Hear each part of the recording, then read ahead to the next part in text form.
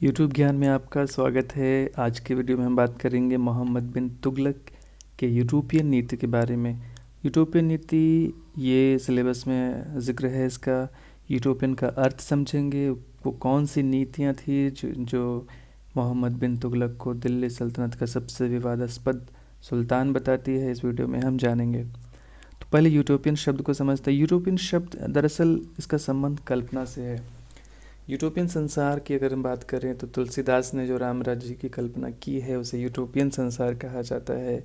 या फिर हम आम बोलचाल की भाषा में जो प्रयोग में जो लाते हैं कि एक ही घाट पर बाघ और बकरी पानी पिएंगे, तो जो कल्पना हम कर रहे हैं वह यूरोपियन समाज की, वो समय की या सिचुएशन की कल्पना कर रहे हैं। तो वैसी कौन सी नीतियाँ थी जो यूरोपियन नीति थी। इमेजिनरी शब्द का प्रयोग नहीं किया गया है, ध्यान रखिएगा, ये यूरोपियन शब्द का प्रयोग किया गया है। तो सिलेबस में यूरोपियन शब्द है, तो इसी पर आगे बढ़ते हैं। कौन कौन सी ऐसी नीतियाँ थी उस पर हम बात करते हैं। पहली जो नीति थी मोहम्मद बिन तुगलक की, वो थी दुआब में कर वृद्धि की नीति।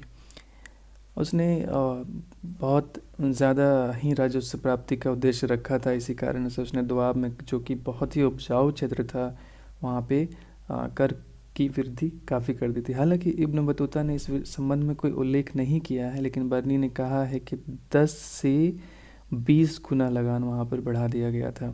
और संभवतः यह लगान जो था वह 1/2 आधा आधा था। और लगान वृद्धि के वर्ष ही ये हुआ कि अकाल पड़ गया।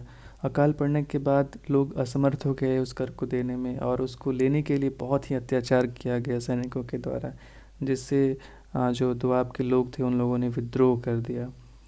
विद्रोह हुआ, अफरा तफरी की स्थिति हो गई थी, और इस कारण ये जो योजना थी वो तो असफल हुआ ही, साथ ही मोहम्मद बिन तुगलक जो था वो काफ़ी अलोकप्रिय हो गया इस कारण से लोगों के बीच में।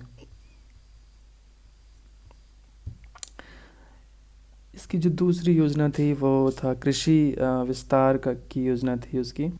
कर वृद्धि से हम समझ सकते हैं कि उसे अधिक से अधिक राजस्व संग्रह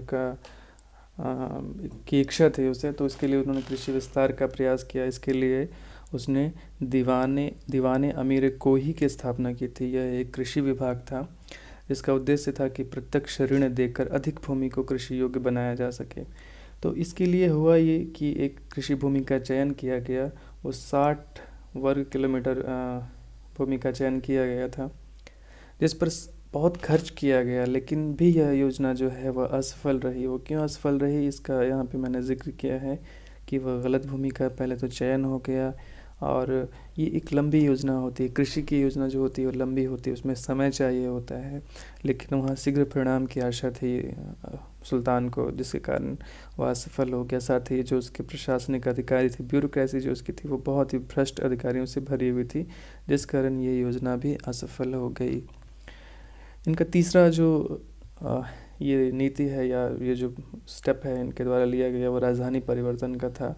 उन्होंने देवगिरी को राजधानी बनाया, उसका नाम उन्होंने रख दिया दौलताबाद।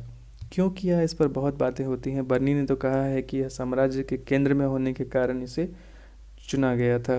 वहीं इब्न बतूता ने कहा था कि दिल्ली की जनता को दंडित करने के लिए ऐसा किया गया था। और ये कहा जाता है कि इससे सामूहिक पलायन हुआ था। मेहंदी हसन एवं निज़ामी जो इतिहासकार हुए, उन्होंने वो कहे हैं कि जो सुल्तान है वह 2 राजधानी चाहता था, इसलिए ऐसा किया था। तो कारण जो भी रहा, लेकिन उसके बाद ये 8 वर्षों के बाद वापस आना पड़ा। हाँ, लेकिन इससे फ़ायदा भी हुआ।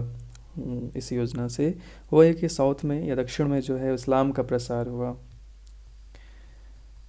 और साथ ही आवागमन की सुविधा का भी विस्तार होता है इस योजना से या इस स्टेप से। चौथा है सांकेतिक मुद्रा का जो चलन हुआ। वो दरअसल हुआ क्या कि मोहम्मद तुगलक ने कई सिक्के चलवाए। जैसे एक तो उन्होंने चलवाया था 201.6 ग्रेन सोने का दिनार चलाया था। वहीं पे एक जो है वो 144 ग्रेन जो है वो चांदी का अदली सिक्का चलवाया था।